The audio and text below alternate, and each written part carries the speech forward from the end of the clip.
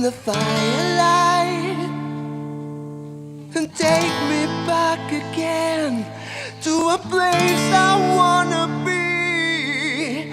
As I fall asleep, I know it won't be long. I got a way I can be with you. Tonight I'm having the same sweet dream. I hope you're having the same sweet dream. You're so far away tonight. The best that I can do is keep on having the same sweet dream. Oh,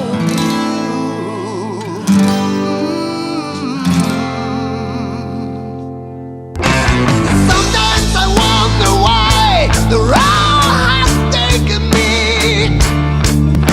so far away from you and all the love I need. Now I close my eyes before the night is gone. I just hold it down to down. Tonight I'm having the same sweet dream. I hope you're having the same sweet dream. You're so far away tonight. The best that I can do, keep on having the same sweet dream. All to you.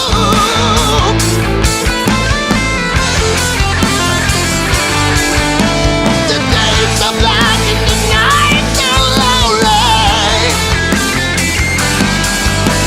Hurt so bad and I need you, baby. It's been so long. Tonight I'm having the same sweet dream. I hope you're having the same sweet dream. You're so far away tonight. The best that I can do, keep on having the same sweet dream. I am gonna have the same sweet dream. I am having the same sweet dream. I hope you're having the same sweet dream.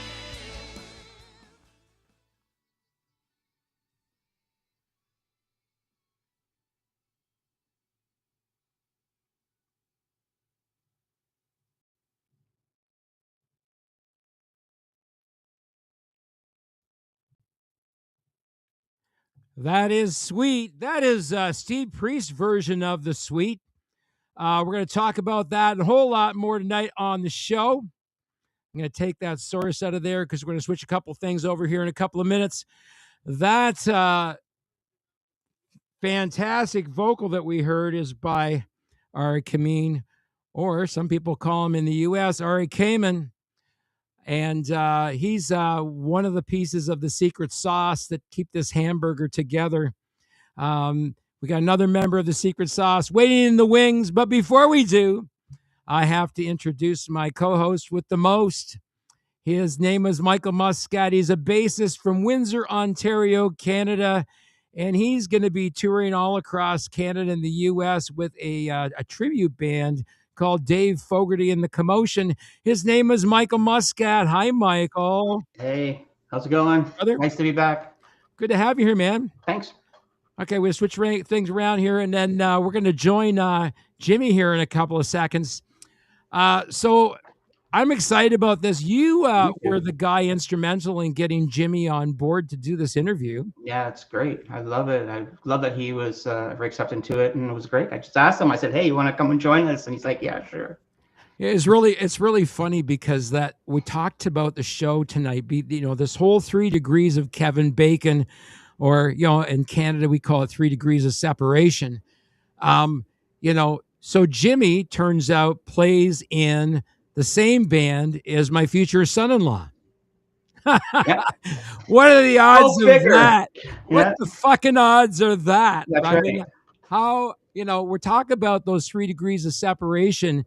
And then we talk about you and Jimmy have a love in common, right? Yeah, I mean, if you guys has got a little deeper into the talk about pickups and shit yeah. like that Ear before the cutting. show, I was going to tell you two to get a room. Yeah.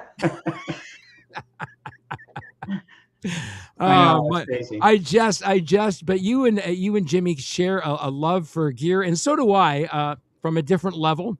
You and Jimmy are, in my estimation, more consummate musicians than I am. But I've done so many different things in my lifetime. I spent 41 years of my life as a registered nurse. So what the fuck do I know about music, right? Uh, anyways, I digress. Without further ado, here's our guest. Our guest this evening. He's a guitarist. He is a recording artist. He is a producer. He is a social media influencer.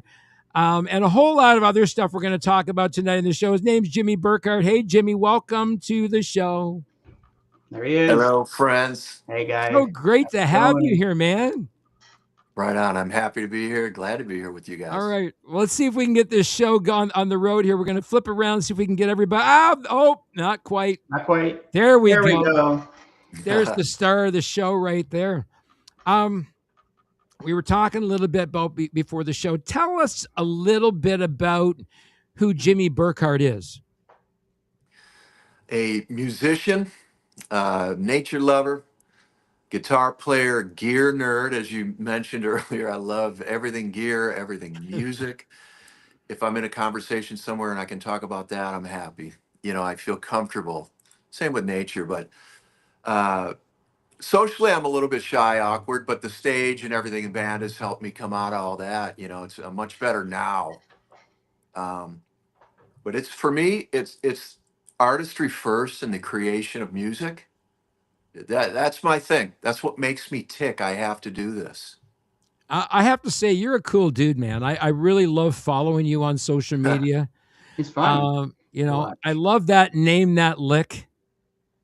Thank you. I look forward to him every time.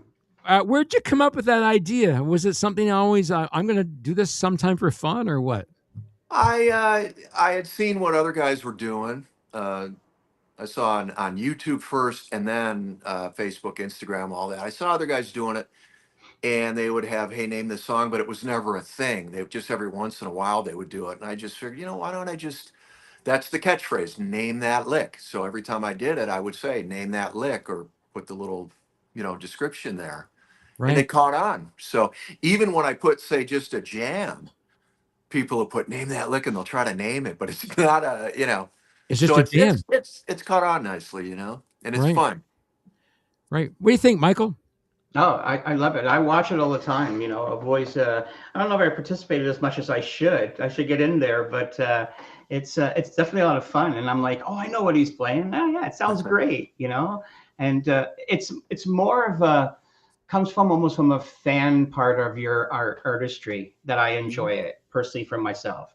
Cool. So when I connect and I watch you play it, it's just the joy of watching you interpret the lick the way you see it, and I really appreciate that. And it always sounds great. But I don't want to go down that road because I know why it sounds so great, other than your awesome talent. You want to talk about music discovery? So Jimmy Burkard has music on Spotify. Did you know that? It's instrumental music. Instrumentals, yeah. And it's killer instrumental music. I really love it. And I want to help more people find it. Thank you. Because it's a different side of who you are as a musician, right? And it seems to me like that's I don't know. Is that some kind of therapy for you doing those instrumental tracks? Absolutely. Like I mentioned, playing music and doing this is what makes me tick.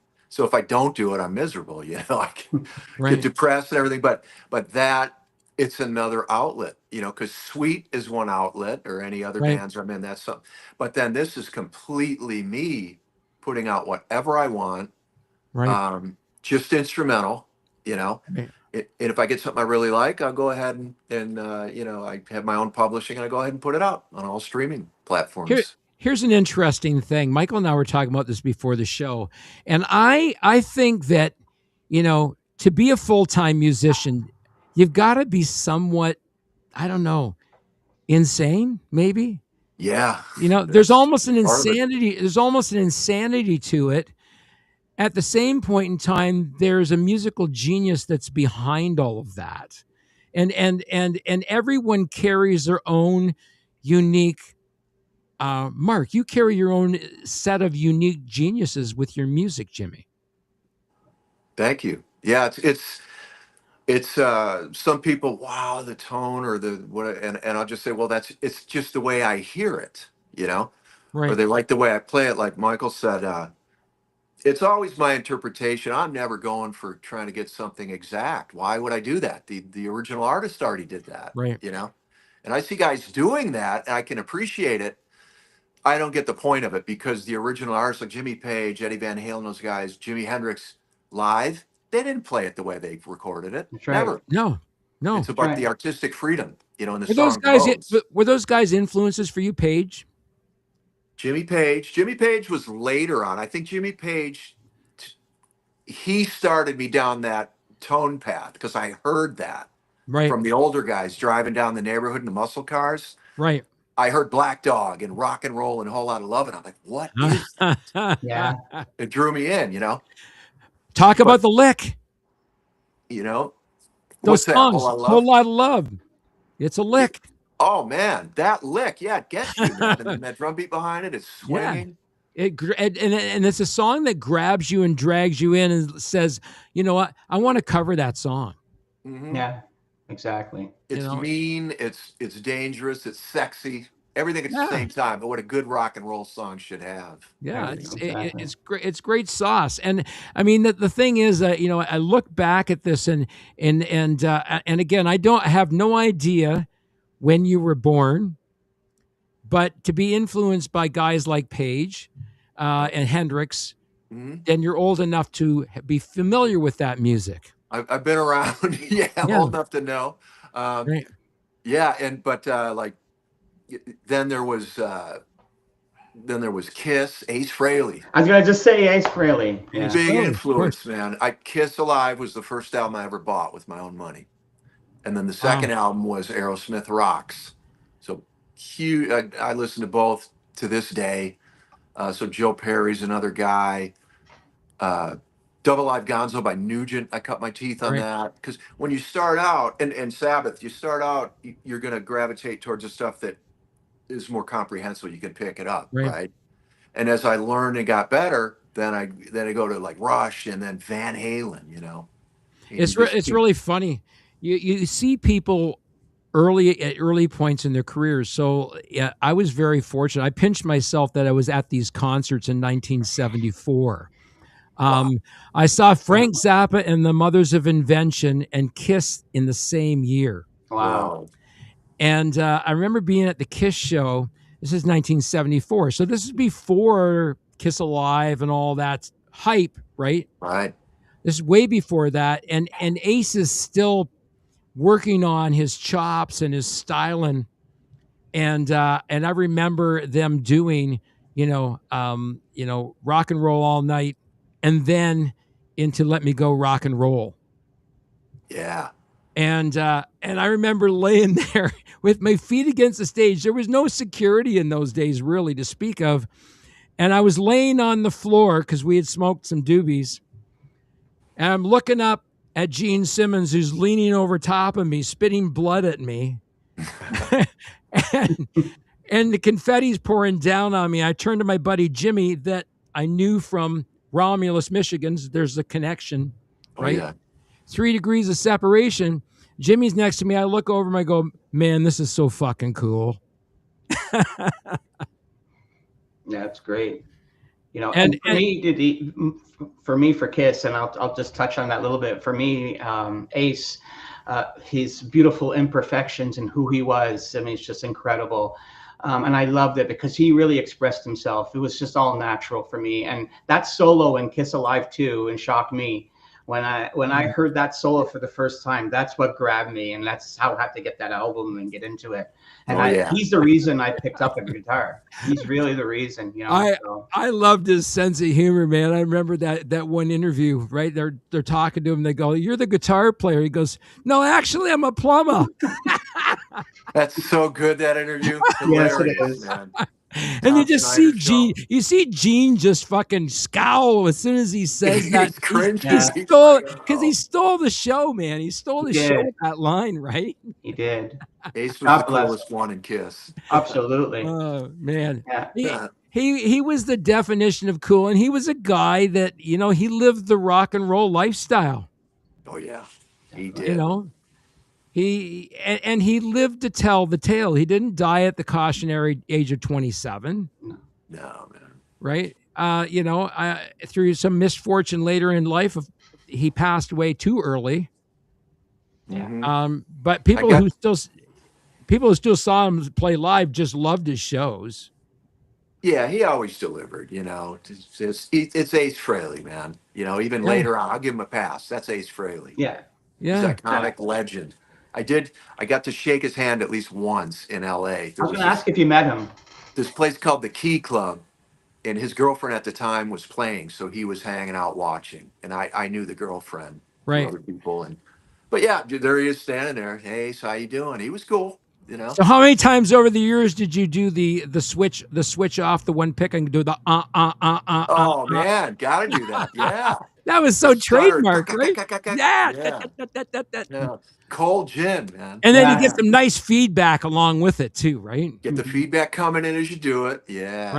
Right. I'm gonna say something right now that's just gonna, you know, melt Michael's heart, because this is after a Gearheads deal. What size speaker do you prefer in an amplifier cabinet? This is for me, right? Yeah, for you. Oh yeah, I prefer a 412 cab. If it's Okay. going to be less, 212, I'll go 212. I have one. I had blackface fenders for a while. I'll go 210s. I don't like 110. I have some 112s. They're okay, but they're a little boxy. But Right. 412 is my favorite. 12-inch, yeah. 25-watt Celestians, Nice. 75 hertz. So you get a nice Greenbacks. sound out of those, right? Greenbacks, man. Yeah, greenbacks are the best. They compress just enough, just Yep. right. You know, I want a little bit of that from the Yeah. speaker. It's that synergy between the amp, speakers, and your pickups, and then the hands. The rest is the hands. Yeah. You guys are going to love this. I got it in the back corner of my studio. I'll have to show you sometime. It's built to Alex Lifeson specs, and it's a 212 Celestian cabinet, diagonally mounted, Okay. right, with 2 sound ports in it, Mhm. right? And it's killer. You can run as low as a 25-watt tube amp into that, Yep. and it just sings. Mhm. And they're 1976 Celestians. Ah, nice. Right. So Yeah. they got that real brown vintage sound. They're to them. warm. Oh, so warm. And then depending where you mic them Mm-hmm. on the cone or right to the center, Oh yeah. you get a completely different character out of them. Yep. You just turn it a little bit, and you Yeah. get different sound. You find your spot you like, and Yeah. there you go. It's amazing. So a 412, would that be your desired amp to use for recording? That's my go-to. That's the sound I love, you know. And I know generally you're just miking one speaker on it, you Right. know. But for the sound I like, 100-watt amp and a 412 cab. That's what I like at a certain volume. Yeah. And it's Right. not just about loud. That's how you get the sound. That's right. Right. That's how it works. You get the power amp section working in it. The tubes are cooking nice. Yeah.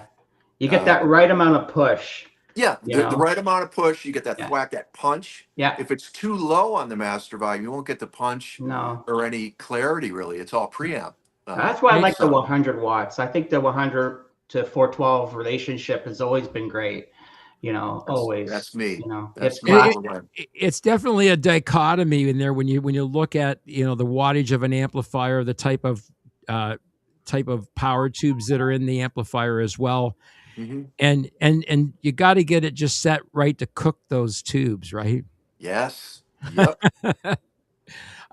It's interesting because when you talk about gear, and we're not going to get too deep into the gear hole. I said we wouldn't get too deep, but Very good. Eddie Van Halen's adventure with the Variac, Oh yeah. My right? my Detroit days, I went down that rabbit hole. I had a job at what was it, a town club soda pop. We call it pop back there. I don't know what you guys call it, but Right? Yeah. Soda I pop, worked at that plant, and that plant bought me. I bought my Marshalls with the money from that. I had 300-watt heads, Marshalls. I amassed 7 cabs. I want how's Eddie get that sound? Danny Russell, who made the Naylor amps and then his own amp, big amp guy in Detroit. He took, you got to get a Variac. So I got the Variac. He rebiased my heads to that. I would set it right around 90, a little below 90 volts, yeah, and everything dimed on those Marshalls. It was and still put it loud, all but the to voltage 11, was low. right? Oh man, Yeah. way loud. Because you could with it starved for voltage. Mhm. You could crank it up and get that sound you're after. And everybody used it differently in terms of being able to create that sound they were after. Because, as many people wanted that Eddie sound, they also wanted their own signature sound. Yeah. And then they realized by playing with voltages or speakers, some people use attenuators. Some people don't use those. They use attenuators instead. Yeah. And there's a whole Nowadays, lot of, there's a lot of Yeah. different ways to achieve that. What I call a choke. It's almost like a choke Yeah. on the amplifier, right? Yeah. Kind of like a power yeah. soak. That's how I got introduced to it. My buddy had a power soak that he was using on his Marshall just to get that kind of, Tom you know, Schultz. That was the early days that was of the it. early days of it. Yeah. And So, not I mean, through that experimentation and all of that expertise that you have, you've earned yourself some really good endorsements. Hmm. Yeah, I got MGL amps, Mark's Guitar Loft. He saw my videos. He'd been looking for somebody to do videos for his amps. Uh, he hit me up. He'd been going through a lot of guys. He finally saw some of my stuff on YouTube. He goes, "This guy." He dug it. So he hit me up. And I said, "Yeah, let's do it. Send me some amps. Let's play." And we've been going now. It's going on. It's like 6 years already. A wow, little more than six already. years, maybe. We've been doing. And before the interview today, I was mixing a brand new MGL 100 video. I got getting Right. the audio pretty much. We're pretty much right there. And then once that's done, then I go ahead and edit video, and that'll come out. It's a high Nice. gain. So when you look at this amplifier endorsement, you're not just an endorser. You believed in. He made you a believer in these amplifiers. Big time. I liked what he had already. He was doing 50 watters, and he Okay. had a 20. And I said, well, eventually I want an amp, but you got to do 100-watt for me because that's me. I want 100. And he said, we could do that. So we kept talking through the years. He drew up stuff and whatever. And here we are today. I got it, I don't know, maybe about 2 years ago. I Mhm. got the prototype number 1. It's the blackhead. Prototype number 2, I think it was last year. It's orange That's right. Tolex. But it's 100-watt based off Marshall, and we tell that freely, of course. They all the best amps, Yeah. but it's got our own little tweaks, and but tone wise, yeah, Right. I No, just it love So sounds it. great. is it like a triple preamp tube in it? It's got 3 preamp tubes. Yeah, Yeah. there's not an extra for gain. We don't need that. You can get a lot of Right. gain out of with those 3 with cascading. Right. It does have a saturation switch, which is like the old Jose mod. So it's got a diode in there, which Right. gives you some of that clipping on top if you So those want are that. what are those they call them AX7s, right? 12 AX7 AX7, yeah. preamp Uh, tubes. there's a Russian radio tube Hmm. of a 12AX7 that changes the whole characteristic of an amplifier again if you switch over to using those.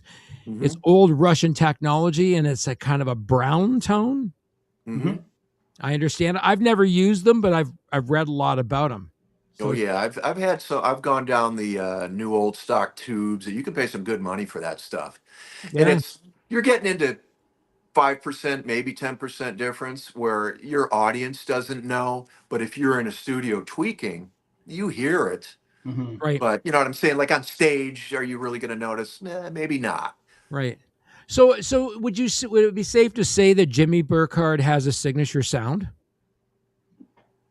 I think so. I mean, to I me, I do. know where it came from, but I think it would be up to other people to say, you know, I would my say two so. cents. I mean, As a bit of a fan of yours, I would say for sure, 100%. You know, yeah, I've heard you and I've heard your tone, Hmm. and I've even from your videos, you know, Hmm. through so when you know from one to the other, you can tell when you're dialing in just a little bit different. You can almost hear it, you know, and it's almost like Yeah, what that tone sounds. I think it sounds better than the last video he did, or you right. know what I mean. It's always a continuous improvement. So yeah, you do have a signature sound. keep growing. Thank you. Yeah. As a lead into the show, we played "Sweet Dream" by Sweet. That is the Mhm. latest single out by you guys. You're part of that project. Yeah. You came into the fold of Sweet. What year was that? Yeah. I've been in, I came in 2022 in late summer. So it's just over 3 years, 3.5 years now, Mhm. going on 4. Um, and it because I had jammed with Richie before at Okay, some jams in LA. You know, Yeah. you right. get to know everybody through the years, the whiskey and a couple other clubs. He jammed. So Mitch Perry was a guitar player before me. He was having some nerve issues in his neck, affecting his hands. So he had to just cut out. He couldn't do it anymore. So Richie thought, Jimmy Burkard. He hit me up, and I'm like, well, yeah, that sounds great to me. So you're a new kid on the block. I'm the newest, aside from Ari now. He's the newer Yeah. one. Gonna say Right, he's the Ari's newest, new. and Ari's the newest kid on the block. But the cool thing about how that band kind of came about, because it goes way back to Steve Priest, who was the original founding member of the Sweet in the UK, Hmm. known as the Sweet Shop back in 1968, and then later became the Sweet. And then fast forward, some member changes and whatnot. The band broke up down the road, and then Andy Scott goes one direction, and Steve had a chance to join that again, Hmm. chose not to, and for years didn't do a whole lot of stuff, and then decided to start up a North American version of Sweet, which kind of harkened back to his days with Brian Connolly when he first formed the band, and had a vision of maybe what that band might have become had the original lineup all stayed together. Right. Hmm. So my understanding of how he put this band together, and I think it's even on the band's website, is that he had this vision for the band, the direction the band was going, and then Richie joins him like 2007, 2008, and then Stevie Stewart's in there on keys originally. Yes, Now he's playing bass, my bass. Yeah. right? And so there's been those changes and those lineup changes, but Stevie and Richie have sort of steered the band in that direction that Steve had that vision for when he started up this version of the band. Yeah. Richie and Stevie have been the constants until Steve's passing, Mhm. and they wondered, wow, what are we going to do? But they said, keep it going. Steve wanted that. Steve's wife Maureen was behind it, and Right, Maureen, they were thinking, who are we going to get to replace Steve Priest? But Maureen finally said, you know what? No, Stevie Stewart. They said, we want you to play bass, nobody else. We like you. You play bass. Get another keyboard player. So that was the fix there, and right, kept going, and different singers. The singer before me was Patrick Stone, right, and we put out some singles with him, and I love Patrick. We love Patrick. right. He moved on. He needed some real steady money, and I was the one that I was like, Ari, you know. So Yeah, I well, approached. good choice there, brother. I mean, you couldn't have chose a better person to interpret those songs, and also give the band a sound that's moving them in a different direction, and that really kind of the direction I think that Steve sort of envisioned for the band. Mm-hmm. Um, because when you listen to those vocals, I mean, There's no falsetto in there. That's all natural singing. Oh yeah, yeah, you know, amazing. a guy with an amazing set of vocals who can interpret songs in a way that that denotes his passion for his craft. Hmm. Puts his Um, heart into it. Ari puts his heart into it and sings his ass off, man. It's amazing. You know. and you guys Right. all do. I mean, so you were you the guy that suggested Ari join the band then?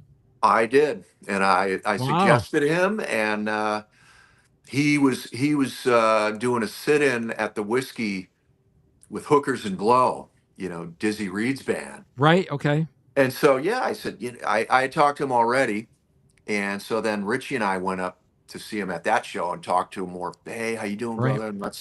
And there you go, man. He said yes right away. Said, yeah, I'd love to try it out. So put together a So little what? jam. Had Richie and Stevie heard him before that? Um, Richie, I think Richie saw him. I don't remember where, but I think maybe at the Whiskey or somewhere with Steven Adler. Right. And I saw Ari one time at one of those rainbow backyard bashes barbecue that they do every year. Okay. I saw him there. I said, "This guy's amazing." And then I would see some Instagram posts with his cover band with all his other buddies from Argentina, and Right. I'm like, "Who is this?" I didn't connect it to Steven Adler. Right. I didn't Right. make the connection. I'm just like, "Who's this guy?" Freaking amazing. And then I'm like, "Oh shit, it's the same dude." So, and I was like, this is the guy. Three This is the degrees of separation, 3 degrees of Kevin Bacon, because Yeah. Ari's my future son-in-law, and then you and me and Ari and Richie and Stevie and your keyboard player. Hmm. All you guys are going to be on a cruise coming up the end of March, Yeah. The 70s rock and romance cruise. Yep. Out of Fort right? Lauderdale. That's cool. Yep. That's going to be fun. We sail on March 21st. Yeah.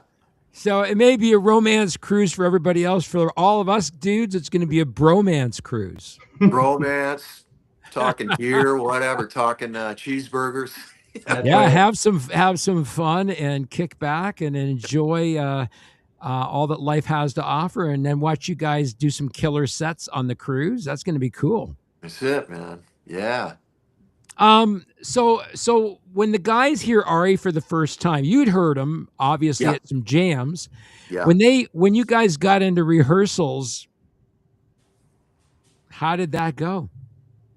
We were pretty knocked out, you know. Um, I knew what he could do. Richie knew what he could do. When we saw him at the Whiskey, it reaffirmed because he was doing things other than Guns N' Roses, doing Right, some Aerosmith, some AC/DC. Um, I forgot what else, but other songs other than we he can do Axel. We know it. We've heard right, that. He does it brilliantly. Um, right. so that was the one we were only a little concerned. Like, well, we don't. And I told him, I said, we don't want you to be Axel. We want you to be you. Yeah, Things here and there you do is fine, yeah. but we want you to be you. And the more he sang with us the sweet songs and like the Brian Connolly thing, he just emerged as his own kind of thing. I loved his interpretation of "Sweet Dream."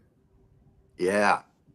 I don't know how many takes it took him to get there, and you know who worked with him around the production of it. Were you there when you guys put I the track together? when he tracked that, did I go? There's another one in the can too called "In the Sky." Um, I might have been there for that, but but I could say safely Stevie and Richie were there. I know that for sure. Right. I was there Well, for "In the Sky." I know. I love the interpretation of the song. I also loved what you did on the guitar. The Thank you. solos in there are so tasty. Melodic. That song, that kind Yeah, of song, and the chord changes lend themselves to melodic playing. Uh, More major, some minor, depending on the chord. So you right. go through it. So maybe it's reminiscent, like Richie always says, "Oh, it sounds like Brian May." So whenever you play major tonality and that style I'm doing, it does sound like Brian because Brian plays that way, you Right. know. But that song lends itself to that type of solo. It's a great song. I mean, one of my one of the guys that I work with, Brian Vollmer from Helix. I Yeah. played the Hi, Brian. I played the track for him, Okay. and he said, "That's a fucking good song. I can't get the lyrics out of my head." That's the point, right? That's You the point want of it to it, yeah. stick. It's The got to be ear hole. hooky and Yeah. stick, you know? And he said it's got a great melody. He said it's not just one of those melodies that's forgetful. It's one of those melodies that you actually start humming to yourself. Hmm. Since it's been released too, it's stuck in there. It's like I Yeah. don't want to hear it anymore, man. You know, Well, when you record something, right? You spent a freaking month with it or something, and then you yeah. put it away. And as an artist, we're on to the next thing. But no, I love it. The band loves it. And we hope people are going to really dig it. Yeah. Yeah, it's a great tune, and great that you're a part of that. And you've brought your own tonality to the band. Richie and Stevie, of course, having a previous sound to that. Now, you guys you brought a keyboard player in, right? We have Dave Schultz. He's the Right. number one. Sometimes we'll have a backup if he can't do it because he plays with Berlin and Wang Chung and Yeah, he's he's out there played a with the lot. Goo Goo But Dolls as well. that was his start. Yeah. Yeah, like so he's got a great pedigree as well. He comes with a great pedigree. He does. Um, And he and sings great too. oh, great to have another voice on the backups, right? Yeah, he'll sing those real high things like Andy Scott did, you know. Yeah, that's Dave doing those. Wow. Right. Cool. Nice, nice. It was interesting. When I looked at the history of the band, the Sweet. So you come into Sweet. Your project before that. What were you doing before Sweet? A few things. Westbound, which I'm still doing that with Chaz West, you know, when we have time. I was doing the Moby Dicks with Chaz West, Brian Tishy, Phil Susan, which is it's billed like an all-star Zeppelin tribute. Okay. Um, and then writing here and there for people. I got different songwriters that'll hit me up when they want guitar. You Right. know, not so much writing for that. I guess writing a guitar part, but they'll say, "Here's the song, put Right. something on it." You know. Um, Before the whole pandemic thing, I was doing covers around LA, but the money just was not good and it got real old real quick, you know. Right. And So and has your career always focused around solely music? um pretty much. I mean, early on, you know, I did have that job at a modeling plant, or when I first got out here, I took a job in the warehouse of a linen store, Oh, you right know, on. because you get out, you got to pay the rent, right? So you got to pay Yeah. bills. Right. So yeah, I did that and got into some pet grooming for a while, whatever, to pay the bills, you know? Every They all musician that I do. know has had other things. A couple of guys I know that are great guitar players. I call them my favorite guitarpenters Yeah, construction jobs. Yeah. I've done because Yeah. that, helping they've done construction and carpentry on the side, put up drywall and or framing. when they're not playing, they've actually taken on doing contractor work. Yeah. Hmm. I Yeah, got my buddy in Stephen McGrath and Billy Idol. That's exactly what he does. He gets off tour. He goes and builds houses, you know, at least he used to. Now he does smaller jobs, but right, yeah. And I've worked with him doing that. Wow, that's Yeah. cool. But I've never been the guy though to have a plan B. It was never. It was just no music, art. That's what I do. That's right. the We're gonna passion. we're gonna join the chat room here. We got a few things here. Yeah. There's Brent Durner, originally from Helix. Hmm. Hello, Jimmy, Michael, and Hey, Ken. Brent. Brent Durner. Hey, Brent. Hey Brent. And then Dave Fogarty's got a comment. What an awesome group of guys. That's my man. That's my guy right Thanks, there. Dave. Hey, buddy. Keith Hill says, good evening. Keith is from up near Sault Ste. Marie. Hey, Okay. Keith. The locks. So not too far from where you grew up. You're across the Yep. lake in Michigan, Hmm. right? Yeah. Yeah. Let's see what else we got going on in here. Ted Irwin says, hi, Mike. Hey, Ted. How's it going, man? Nice to see you. Yeah, so I mean, some really, really great, crazy things have happened in your life in terms of music, and then, coming across these guys that are carrying on Steve Priest's legacy Mm-hmm. in a band called The Sweet. And of course, Ari joined the band. And every time a member joins the band, it doesn't necessarily change the direction the band's going, but it does change the flavor. It changed the flavor a bit. It's a new ingredient. It adds a new voice. You know, whether whatever instrument or the voice, like Ari. Um, but it's all coming from the same stream. The sweet. It comes from that DNA. Right. You know. Right. Does Dave play all the shows with you guys? Uh, if he can, if he's got some Berlin or something else and he can't get out of it, then we get the number two guy. You know. So you guys never do a show without keys then? Exactly. Okay. Yeah, we And always have the keys. and you are the only guitar player in the band. Yes. How does that make it different for you than somebody where you've got two guitar players in the band? I've always loved the freedom to be the sole guitar player in a band. Um, if you have two guitar players, maybe it opens you up because there's less holes to fill. But I love the challenge to pick and choose my parts, what I want to do anywhere, or leave my own holes.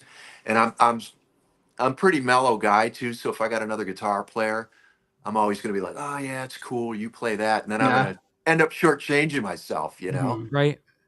Now, as a Um, solo guitar player in the band playing with a keyboardist, how does that change the dynamic for you?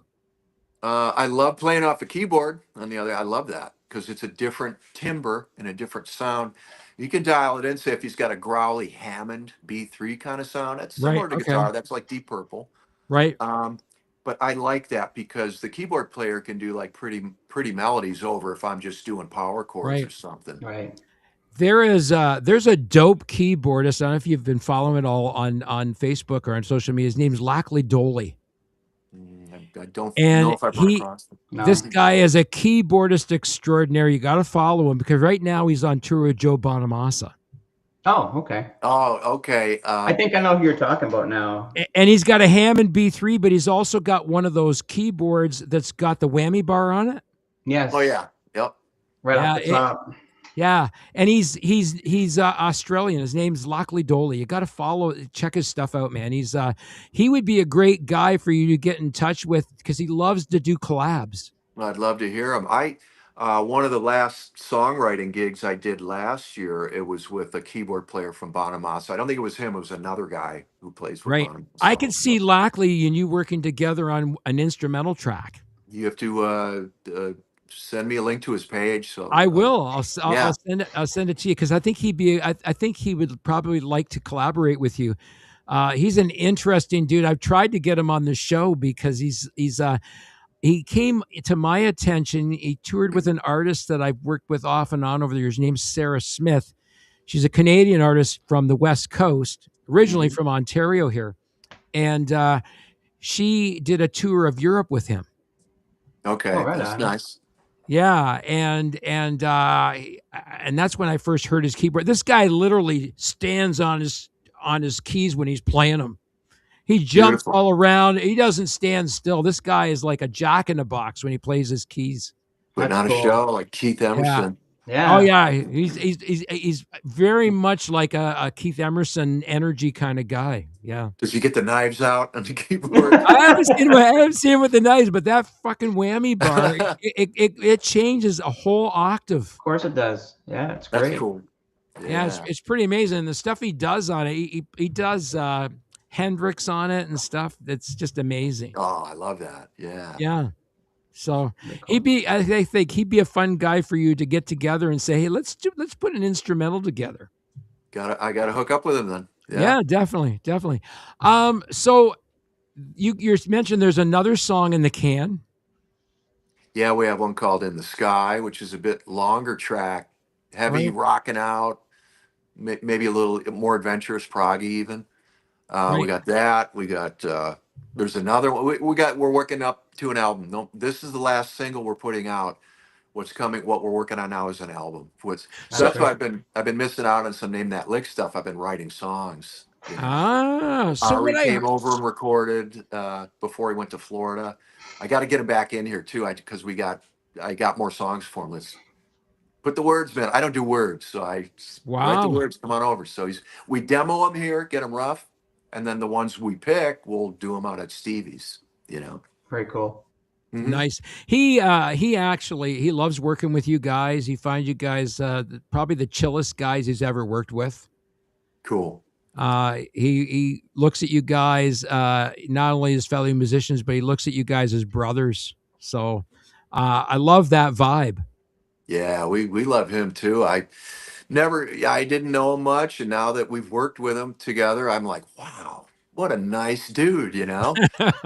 Because a lot of singers, man, Yeah. it can be the LSD thing, Yeah. lead singers. And that's a big thing, like again, getting along with your bandmates because you got to travel with these guys, it's Number such a big one, thing, man. you It can know. be hell if you don't get along. Yeah. Exactly. Yeah. But no, all the guys in the band are all cool. We travel well together. It's fun. It's it's brothers. it's really interesting because we were down in Florida not long ago, and we were at this nightclub called I think it's called the Boathouse Oyster Bar. It's in Destin, Florida, and they get different bands in there every night of the week. 7 nights a week, there's a different band in there. Okay. And so we were in there 2 nights in a row, and the second night we were in there. This trio's in there, same bassist from the night before, but with a different drummer and a different guitar player. The guitar player looks like a blonde version of Buddy Holly, Okay. and the drummer is a fucking animal. I mean, tightest drummer I ever heard, best meter, best everything, and he's playing a little tiny kit, like not a lot of drums on there, right? He's playing bass, a very very small kit, but man, he made that thing sound huge. If you can get it done on that, there you go, Yeah. And I remember when the band came on, I looked at the band, and Chris from Helix is with me. He was my traveling companion down there, and I looked at him. I said, "Well, this is either going to be colossal or a colossal failure, Failure. Yeah. Right. right?" And of course, him and I always tell that joke about you can always tell the musicians in the audience because they're the ones with the arms folded. Exactly. Arms folded, kind of a Yeah, it's scowl kinda on like- their face. I could do it better. Yeah. Just know? kind of Yeah. sitting here like this. That's right. What Yeah. do you say to the naysayers, man? What do you say to those naysayers? F off. No. Yeah, man. It's everything is so suggestive. There's people hate the Beatles, people hate Van Halen. Come on. So there's always going to be somebody that hates something. I can, I do my stuff. Some people are going to love it. Some people are going to hate it. I don't care. I do it for the people that love it. You don't like Right. it, move on. That's the same. Like if I see stuff online too, I don't like it. I move on. I'm not That's going to it. talk. Right. I shit on it. love the level of engagement that you're getting on social media. We talked about Name That Lick when Yeah. we started the show tonight. But just your personality itself lends it to it. And you interact with people when they post comments on your your posts as well. You're getting a great deal of engagement, and that's something I'm always after artists on their label to do. Like, you got to work at engaging your audience. Yeah, it's if you could do it daily, at least once a day. I know sometimes it's tough with everything we've got to do, but you really have to stay there every day because with the internet now, it's in Right. here and out there. And if you're not there for 2 days, 3 days, a week, a month, you're gone You're already. already You're forgotten. forgotten about. Yeah, Right. 100%. So You know, you're there every day. You're in these people's houses, nowadays. And the thing is, in the world of social media, even in the world of digital music, you have to show up almost every day. Yes. Oh yeah. Because if you don't, what happens? You're forgotten. You're Yeah. yesterday's news. You're gone. It's gotten quicker and quicker every year. The average click rate on songs now. What do you think the average click rate on songs is? Less than 5 seconds. About 18 seconds. Oh wow. Okay. Well, You got about 18 to 20 seconds to grab people's attention, or they're right. clicking on to the next. They're Click, out. click, Exactly. click, Yeah. right? But when that's the cool thing about that song, Mhm. Sweet Dream, because you've got that lovely strum in, and then you've got the vocals starting to go, this is just going to get big. Yeah, you're waiting to see how it grows, where Yeah, it's going. you know it's going to open up into a really big rock ballad, Oh yeah. and it does. Hmm. It's a really cool rock ballad. It's very, to me, it's very radio friendly, Yeah. but at Always the want to same, go for that. but Yeah. it's got some balls and some edge to it too. Right. I want to be radio friendly, and I know the guys do too. But personally, yeah, I want to be radio friendly. I want it accessible, but I want it true. And if it's going to be aggressive, it's aggressive. I don't want to write stuff where, no, I don't want it pop. I'm just going to, no, man, I want it to get out there as much as possible. Sure. It's got to come from the heart, man, be it soft music or aggressive, whatever. It's got to be Right. real. Hmm. Right. Yeah, I mean, just the way that you guys put that song together. Now there is some original bass lines in all that song, right? It's Steve Priest playing the bass on it and singing backups on it. We Wow. The singing too. kept it. Yeah, there Wow. was a demo from, I don't know how long ago when they did it, 15 years ago or something, but they sent me the demo, and I had broken it way down. Let's simplify it. Let's think 70s like in their heyday. Um, Sent it back what I did, and then it just kept taking shape. Stevie and Richie's, oh, let's really break it down like in the first verse with just acoustic and Right. Ari singing. Right. No band doesn't come in till after the Yeah. first chorus. Hmm. It's a nice big track. It starts off like even that acoustic. That's acoustic at the beginning of it, right? Gibson J45. I'm gonna Yeah, ask. it's got a really nice tonality to it, and it's big. Thanks. With some very expensive mics at Stevie's studio, and you blend them and you find what works, and yeah. Yeah, it's a nice acoustic sound. So you guys recorded that sound at Stevie's studio? Stevie's, yeah, yeah. Wow.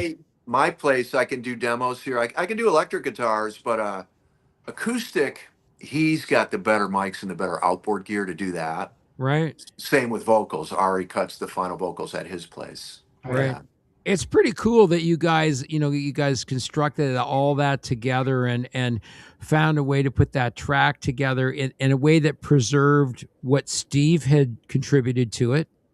we kept him in there. That's the And binding glue right there, yeah, and but we want even the that. musical direction of the song went in the direction that he had envisioned for the song. So, Yes. Stevie and Richie have proven to be great stewards of that legacy. Mm-hmm. Oh yeah.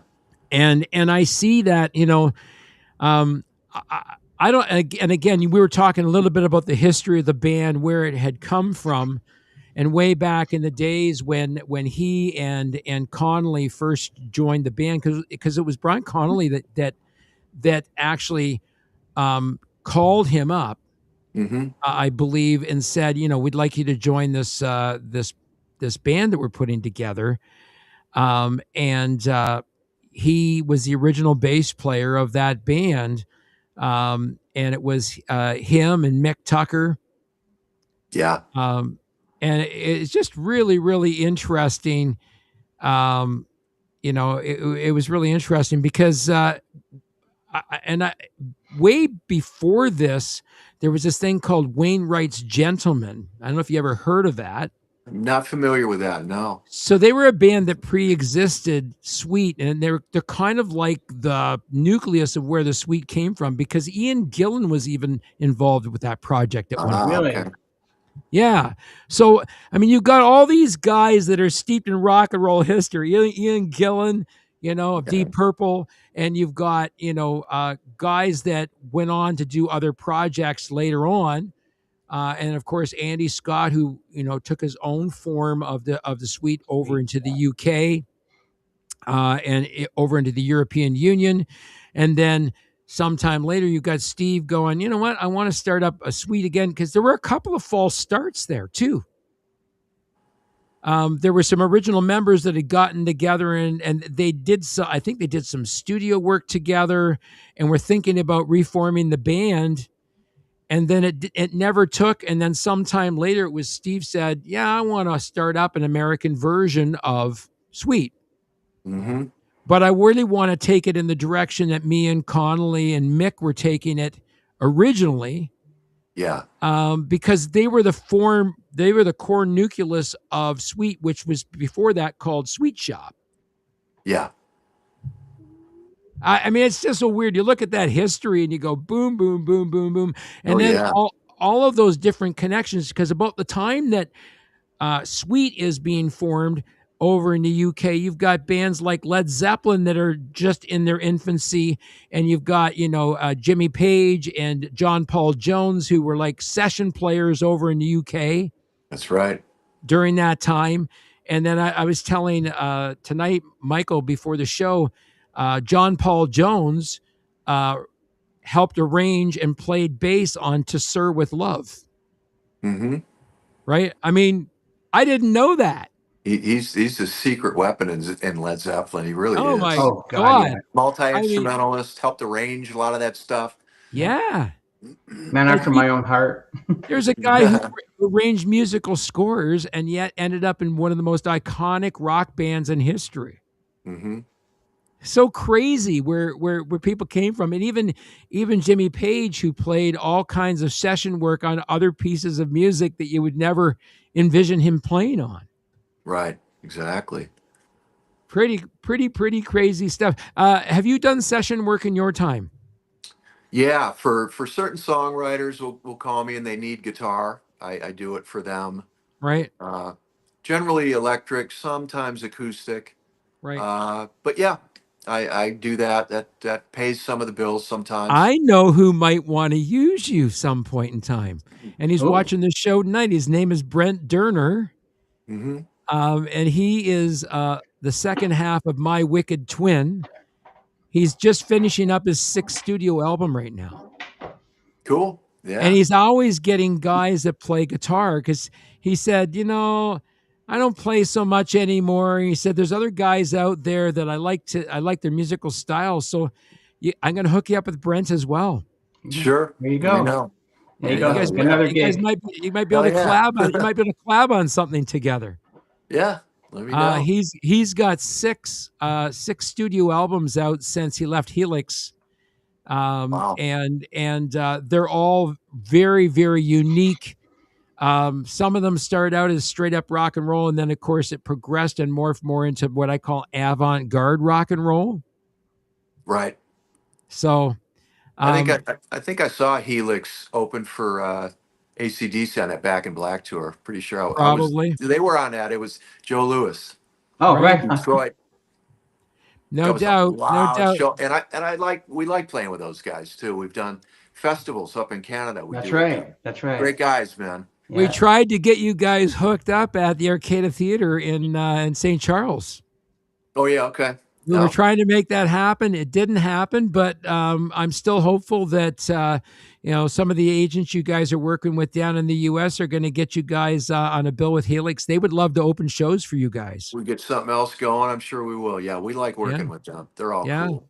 Yeah, Brian loves you guys, and he met Ari just a couple of weeks ago when we were down in Florida. Right on. And I he's know Mark too, one of the guitar players. Yeah. right, Chichka. yeah. Because Mark he's a Chichkin. Windsor guy. He knows Yeah. all the Yeah. Detroit stuff. And There you he go. might have even seen me when I used to play back there. Yeah. Local I've known Mark bands. a long time. You, Good guy. you probably know some guys in a band called Creatures of Condition. They're on my record label, and those guys go back to a guy who used to play all over down in Detroit, more in the punk rock circuit. His name was Dave Whitehead. I don't know if you ever knew him or not. That sounds really familiar. Yeah, Dave was quite a guitar player back in the day. He played all the punk clubs across Canada and down through, and played with a ton of players down in the Detroit area. I know there was a place called Smalls in Hamtramck. Not sure if it's still there, but that was a big punk club. Right. Yeah. don't know if it's still there or not. Yeah. Anyways, we're up to the end of the hour already. I told you it wasn't gonna go. I told you it was gonna go by flipping And fast. we missed a lot of stuff. Like We you said. But you did. know We what? did. But you know what? We're kind of like hockey. So sometimes we do like 3 periods of overtime. So Yeah. Michael, very quickly, you got a question to ask Jimmy. Ask away. Yeah, I do, because I do want to touch on this because, again, it's gearheading a little bit, but it's such a Yeah. huge part of your tone, and it's about pariah pickups. I want to know exactly what made you to decide to choose. Like, how did you discover them? How I got onto them. Yeah.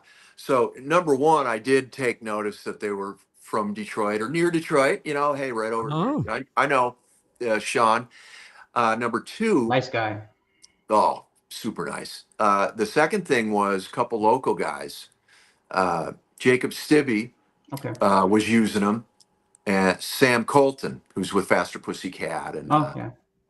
different Dorothy, different bands. Um, both those guys were using them too local, and they were like, "Yeah, you got to try them. You got to try them." Jacob contacted Sean, told him about me, so I hit him up, and there you go. I love his work. He gets right on it. Yeah. I've used some stuff in the past, and the builders would just kind of disappear. Yeah. I can't have that. You know, if I need something, I got to get it. That's But right. Sean, just that's the sound that's been in my ear, and I love it. Yeah. and From hot to PAF style. Yeah. and you're an endorsement. You're an endorsee. Yeah, yeah, Wow, absolutely. awesome. That's fantastic. That's I absolutely use awesome. them too, and I think they're great pickups. And actually, you were one of the main influences of why I did Oh, switch to cool. them. Yeah, honestly, because I didn't. I was doing a custom build, and I Mhm. needed something really quick. And I reached out to him after I talked to you, and he's like, "Tell me what you need," and he had them wound and done for me at my door the next day. Yeah, right. See, yeah, he's Right. killer. He's Yeah. Wow. killing. Yeah. I have a question for Michael. This comes from Dave Fogarty. He says, "Ask Michael to show you his sunburn." Oh God, I'm not doing that. You got tan lines, burn lines. Oh yeah. Oh yeah.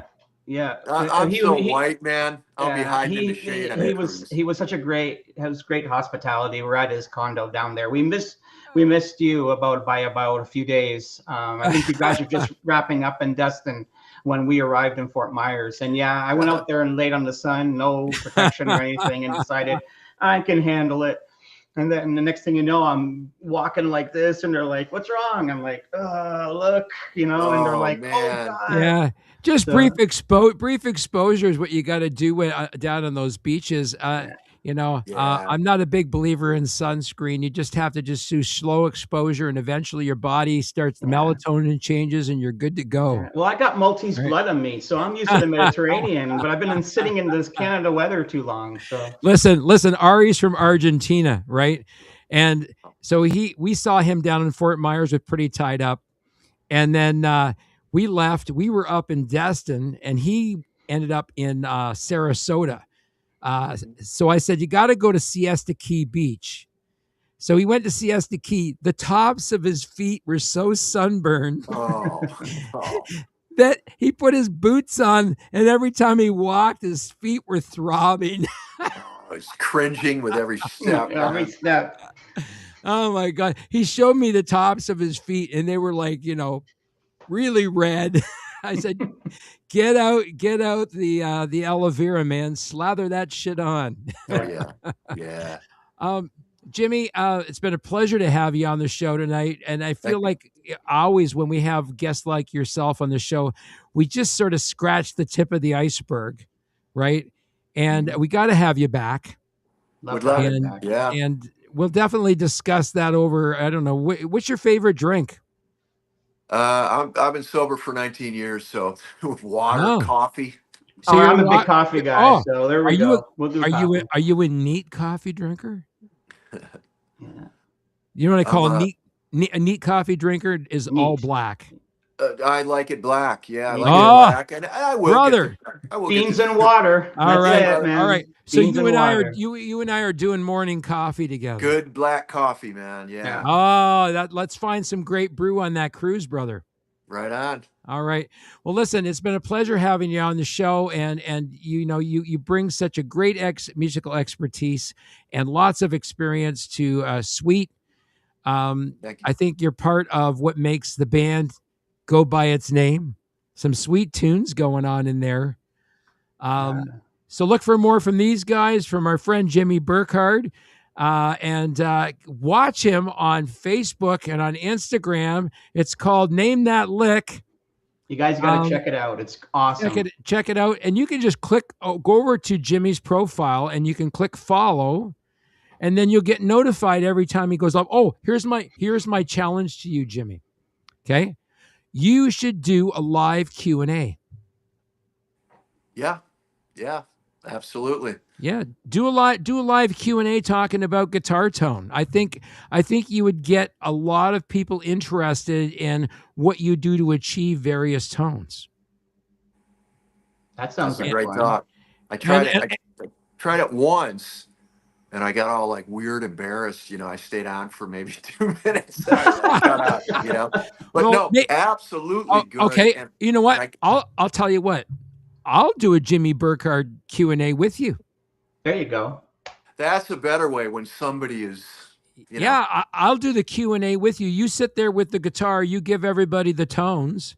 Yeah. And we can discuss the tones and what you're doing on the guitar. Yeah. That'd be fun. Would you like to do something like that? Yeah, that would be cool. Okay. Stay tuned for a Jimmy Burkard Q&A. And who knows, maybe Michael's going to co-host this with me, and we'll get Jimmy on here and get him to do some stuff on the guitar. Show us what he does on the, because you're sponsored by your amplifier company, MGL Ampworks. Ampworks, and your pickup company, Pariah Pickups. Pariah Pickups, and I'm surprised you haven't picked up a Gibson endorsement yet. You're not going to find me officially on there, but I got a Les Paul from them. Thank you, Gibson. Nice. Well, you know what? Very cool. You have some beautiful Les Pauls. Show us that one before we go, because that's a beautiful I'll see guitar that you one got there. again. There's a 58 reissue. This one's from 2018. This is my latest. Beautiful. That's beautiful. Royal T-Burst. Very nice. Is that's a right-handed guitar or left-handed? Yeah, no. Right-handed. Okay, because I'm thinking your camera might not be straight. It's probably mirrored. That's mirrored. It's probably mirrored, because I'm looking at that going, that you don't play like Hendrix. No. I'm on the front camera, so it's probably good. Oh, the mirror image. So the mirror image is on there, so that's okay. It's all good, brother. Right is left, left is right in my world. Right on. Great to have you on the show. That's been Michael Muscat. That guy over there, that's Jimmy Burkard, and you're not. I'm Kenny, and you're not. Have a great end of your week, everybody. Peace out. Thank you, guys. Take care.